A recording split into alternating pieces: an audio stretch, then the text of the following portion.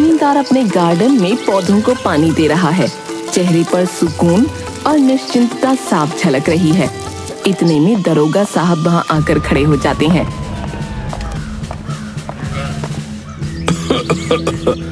अरे जमींदार साहब, अरे माफ कीजिएगा, ये पौधे छोड़िए।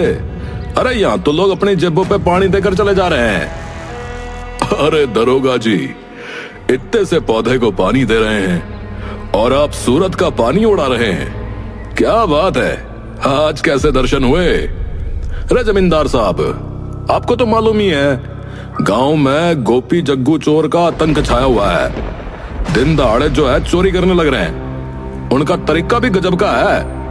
हर बार जो है नया तरीका निकालते हैं चोरी करने का। चोरी करते हैं और किसी को जो है खबर तक नहीं लगती जी। अरे दरोगा जी, चोरी भी कोई कला है जो इतना सिर खपाया जाए। हमें तो लगता है आप अपने काम में भी थोड़ा हंसी मजाक मिला लिया करें। अरे ये मजाक की बात ना है जमींदार साहब, मनने लाग रहा है कि आपको ही रात में चोरी का मजा चखाना पड़ेगा, समझे? अरे दरोगा जी, गोपी जग्गू को लेकर इतनी टेंशन मत लीजिए। ये चोर मेरे सामने आएंगे तो खुद ही रोटी बनाने लगेंगे। क्यों उनसे डरे हम? देखिए जमींदार साहब, इनकी चालें इतनी सातिर है कि सारा गांव परेशान हो लिया। हमारे पास जो है ना, शिकायतों का ढेर लगा है, ढेर। और मेरे पास शिकायतों का ढेर कहां है? देखिए दरोगा जी, चोरी करना किसी हुनर से कम नहीं है। उस पर भी नया तरीका आजमाना तो एकदम कलाकारों वाली बात है। लगता है आप समझ नहीं रहे जमींदार साहब। ये गोपी जग्गू कोई साधारण चोर ना है।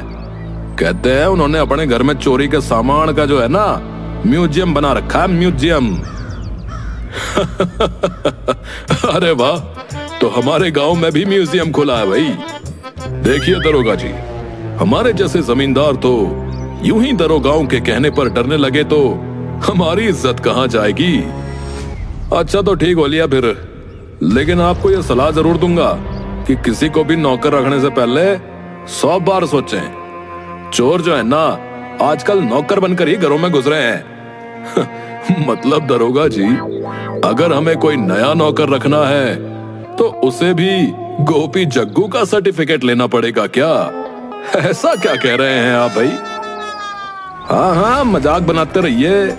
जब कोई आपकी तिजोरी का ताला भी खोल लेना, तब हमें याद कीजिएगा। देखिए दरोगा जी, हमारे पास तिजोरी में ऐसा कुछ नहीं रखा कि गोपी जग्गू उस पर नजर गड़ाए। हाँ, बस आपको एक कड़ी सलाह दूंगा, थोड़ा मुस्कुराया कीजिए। जीवन में हंसी का पावर भी जरूरी है भाई। हाँ हाँ, हंसी का पावर भी देख लीजिएगा आप। जब गोपी जग्गू का पावर आपके गार्डन में लगे पौधों को उखाड़ देगा, तब इस हंसी को जो है ना, हम भी देखेंगे जी। ठीक है दरोगा जी, आप भी देखिए और हम भी। वैसे चाय पियेंगे? पर चाय का क्या करना है, मुझे अपने काम करने दीजिए। दरोगा वहां से गुस्से में निकल जाता है और जमींदार हंसते हुए उसे देखता रहता है।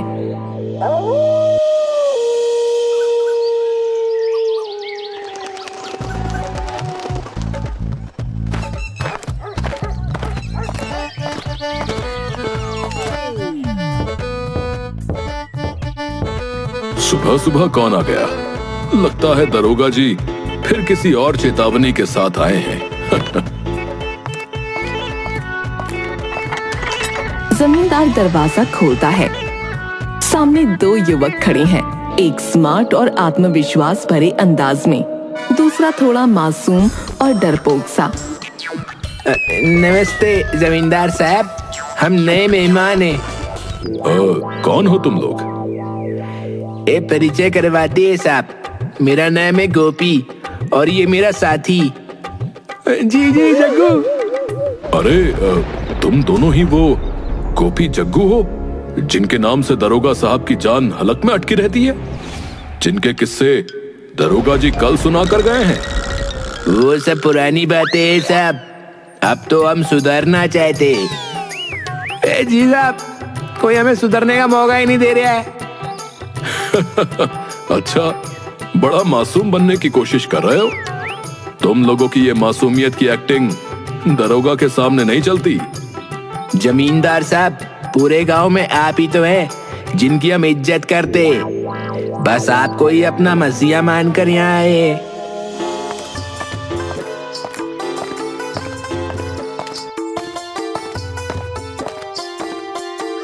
पिताजी, कौन है ये लोग? ये दो महानुभाव वही हैं जिनके किस्से कल दरोगा जी सुना कर गए थे। कहते हैं ये अब सुधरना चाहते हैं। अच्छा, तो ये वही गोपी जग्गू हैं। जी दीदी, बस एक मौका दीजिए, हम काम करना चाहते हैं ईमानदारी से। दीदी, हम सच में सुधरना चाहते हैं, हमें कहीं काम नहीं मिलता, आप ही हमें अपनी छांव में रख लीजिए। पिताजी, क्यों ना इन्हें एक मौका दिया जाए कि काम करेंगे और इनका सुधार भी हो जाएगा।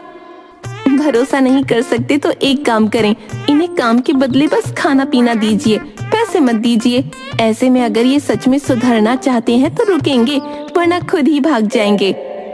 हाँ, ये बात तो सही है। अच्छा सुनो गोपी जग्गू, काम करोगे तो सिर्फ खाने को मिलेगा, पैसा वैसा कुछ नहीं, समझे?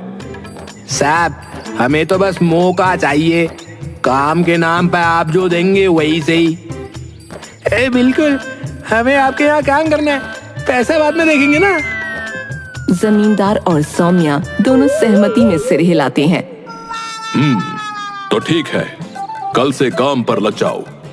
सुबह उठकर साफ सफाई से लेकर बगीचे की देखभाल सब तुम्हारे जिम्मे। जी साहब, आप निश्चिंत रहिए, सब चमकता हुआ मिलेगा एकदम चकाचक। बहुत बहुत धन्यवाद साहब, आपने हमें मौका दिया। जमींदार के मन में एक मुस्कान है, क्योंकि बिना पैसे दिए दोनों को काम पर रख लिया है। गोपी जग्गू एक दूसरे की ओर देखकर मुस्कुराते हैं और अंदर जाते हैं। गांव के चौपाल पर मुखिया जी और उसकी पत्नी बिंदिया बैठे हैं। बिंदिया उत्साह में मुखिया को बताती है, सुनो जी, आपको पता है जमींदार ने वो मशहूर गोपी जग्गू चोरों को अपनी हवेली में नौकर रख लिया है। चुप कर बिंदिया, बड़ी बड़ी बातें हैं बड़े बड़े लोगों के बीच, तू चपड़ चपड़ बंद कर। हाँ, बड़े लोग हैं, लेकिन चोरों को नौकर रखना बड़ी अजीब बात है। कौन समझाए जमींदार को? जो करना है करने दे जमींदार को, हम क्यों चिंता करें भाई। वाह गोपी जग्गू, तुम लोगों का काम करने का ढंग तो गजब का है। इतने लगन से काम करते हो जैसे गुलाम हो मेरे। साहब, आपके कहने पे जान भी हाजिर है, हम दोनों आपके गुलाम ही तो है। और साहब, आज रात को आपको एक लोरी भी सुनाएंगे, नींद भी सुकून की आएगी यार। अरे वाह, एक तो काम मुफ्त में हो रहा है, ऊपर से लोरी भी। धन्य हो तुम लोग।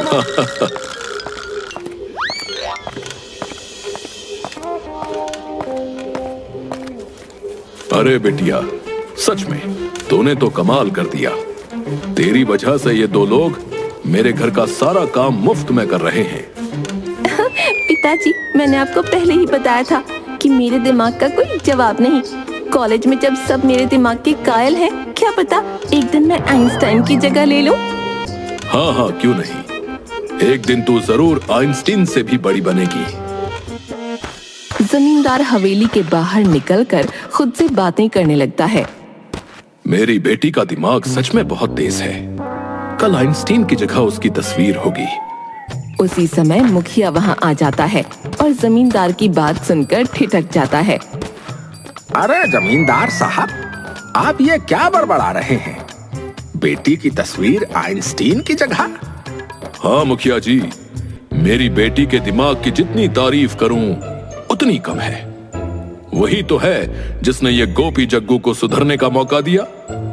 अब मुफ्त में सारा काम हो रहा है।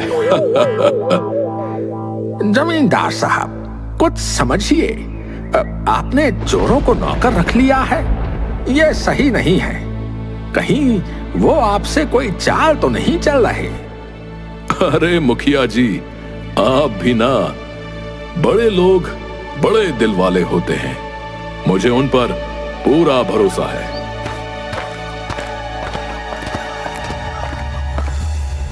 अरे साहब, हम भी आपको चोर लगते हैं। अरे नहीं नहीं, तुम तो मेरे लिए जैसे फरिश्ते हो।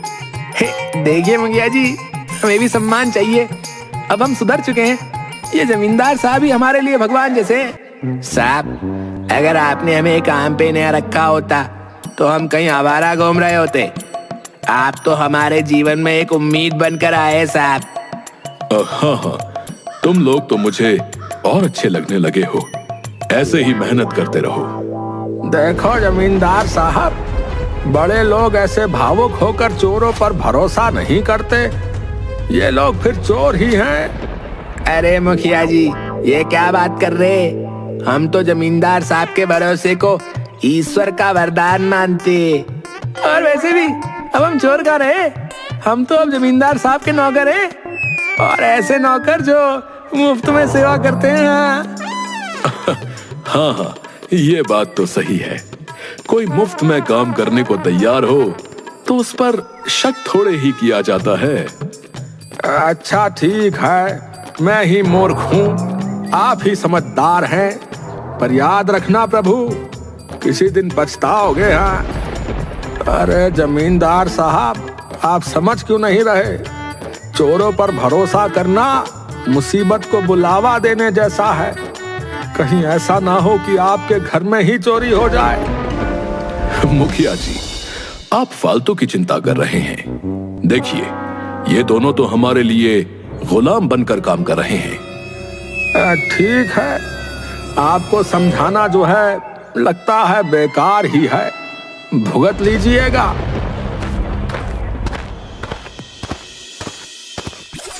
जमींदार के कमरे में एक जग्गू उनके पैर दबा रहे हैं। तभी बिंदिया कमरे में प्रवेश करती है। अरे ओ जमींदार, तो क्या कर रहा है? दो चोरों को अपने घर पर नौकर बना लिया। अरे बिंदिया बहन, ये दोनों बहुत अच्छे लोग हैं, अब सुधर गए हैं, बहुत मेहनती हैं। बस काम में हाथ बटाने के लिए इन्हें रखा है। ओ भाई, मेहनत तो कर रहे होंगे, पर याद रखो ये चोर हैं, एक दिन तुझे भी उड़ा लेंगे। नहीं बिंदिया, ये अब बहुत अच्छे हो गए हैं। देखो, ये मेरे पैर भी दबा रहे हैं, लोरी भी सुनाते हैं, जैसे कोई भला नौकर हो। लोरी सुनाते हैं? तो फिर क्या, घर में रात को तुझे सोने के बजाय भूतिया फिल्में दिखाएंगे। एक दिन तेरे कान में बत्तख की आवाज सुनाकर तुझे लगने लगेगा कि हाँ, ये चोरों का काम है। अरे नहीं बिंदिया जी, ये लोग अब सच में अच्छे हो गए हैं।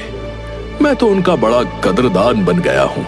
अच्छा अच्छा, तू समझ जा, एक दिन ये तुझे कदरदान बना के तेरे घर की कदर ही ना करेंगे, फिर देख लेना। गोपी जग्गू, तुम दोनों में से सबसे बढ़िया चाय कौन बनाता है? साहब, सबसे बढ़िया चाय तो मैं ही बनाता हूँ। आप बस पी कर देखो साहब, मजा ना आए तो कहना। तो फिर चलो, एक बढ़िया सी चाय बना कर लाओ, देखता हूँ तुम कितने बड़े चायबाज हो। गोपी किचन में जाता है और चाय बनाकर लाता है। जमींदार चाय पीने लगता है।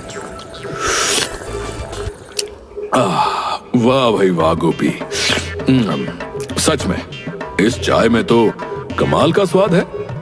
ऐसे तो महाराज भी चाय नहीं बनाते। धन्यवाद साहब, आप बस इसे पूरा पीजिए, असली मजा तो आखिर में आता है। वैसे तुम दोनों से एक बात पूछनी थी। जब तुम लोग चोर थे तो दूसरों के घर में चोरी कैसे करते थे? देखिए साहब, ये तो हमारे धंधे का राज है, किसी और को तो कभी ना बताते, लेकिन आप बड़े खास हैं हमारे लिए, तो आपको बता देते। अच्छा, तो बताओ कैसे करते थे चोरी चकारी? साहब, पहले तो हम किसी अमीर आदमी के घर में नौकर बनकर घुस जाते थे। जी, और हम काम भी पूरे दिल से करते थे, एकदम गुलाम की तरह, पैसे भी नहीं लेते थे। ये तो बड़ी समझदारी की बात की। फिर जब घर का मालिक हम पे पूरा विश्वास कर लेता था ना, तब हम उसे अपने हाथ की बनी चाय पिलाते थे और उस चाय में थोड़ी सी नींद की दवाई मिला देते थे। नींद की दवाई? हाँ साहब, और जैसे ही मालिक सो जाता था, हम घर का पूरा सफाई अभियान चला देते थे। जमींदार अचानक थोड़ा लड़खड़ाता है, उसे हल्का चक्कर आने लगता है। अरे मुझे ये चक्कर सा क्यों आ रहा है भाई? अरे क्योंकि साहब आप भी उन भले लोगों में से जो हमारी बातों में आ गए। मेरा मतलब तुमने भी। जमींदार वहीं बेहोश हो जाता है। गोपी जग्गू उसकी तिजोरी से सारे पैसे और गहने निकाल लेते हैं और घर का हर कीमती सामान समेटकर जल्दी से वहां से चंपत हो जाते हैं। सौम्या घर आती है और चारों ओर बिखरा सामान देखकर चौंक जाती है। हे भगवान, पिताजी पिताजी, ये क्या हाल बना रखा है? वहीं जमींदार को हिलाकर उठाती है। अरे ये क्या हुआ? मेरा सिर घूम रहा है। अरे वो गोपी जग्गू सब लूट कर चले गए। तो मतलब वो दोनों हमें लूट कर चले गए? हाँ बेटी, मैं तेरी बातों में आकर अपनी बर्बादी कर बैठा। सारा घर साफ कर दिया इन बदमाशों ने। गांव में खबर फैल जाती है। लोग इकट्ठा होकर जमींदार का मजाक उड़ाने लगते हैं। अरे वाह, सुना है जमींदार साहब ने चोरों को नौकरी देकर अपनी ही हवेली साफ करवा ली भाई है? ये तो होना ही था। ये होती है असली समझदारी, दूसरों को समझदार समझना और खुद का घर साफ करवा लेना।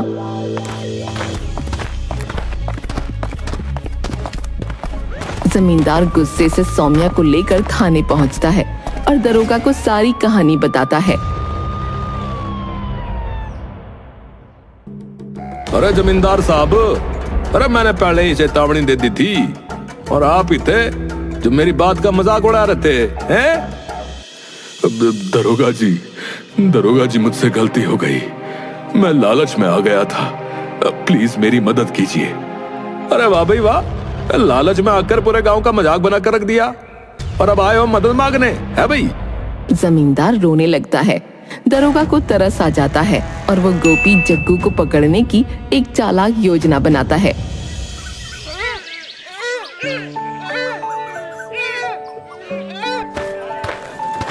अगले दिन दरोगा एक भेष बदलकर गुप्त रूप से गांव में घूमता है।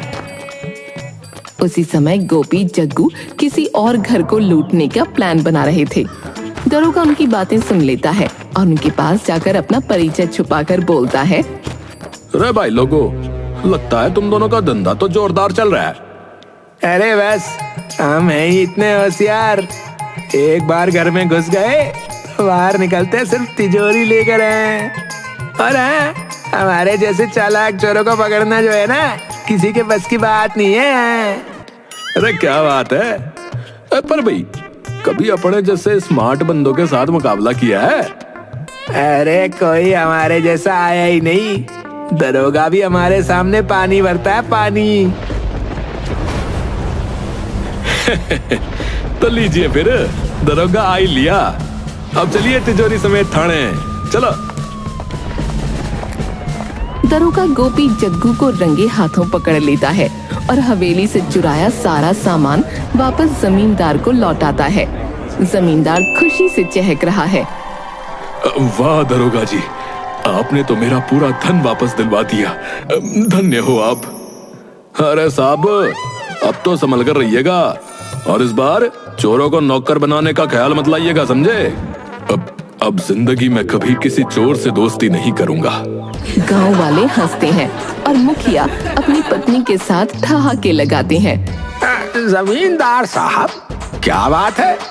अच्छा हुआ कि समझ में आ गया कि चोरों को नौकर बनाना अच्छा नहीं होता है। चलिए, अब आपको कोई और मशहूर चोर मिल जाए तो हमें भी बताइएगा, इस बार हम भी ताली बजाएंगे।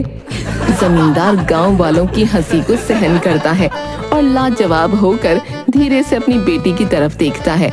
सौम्या भी हंसते हुए अपनी गलती मान लेती है। तो जमींदार साहब, अब सीखा कुछ?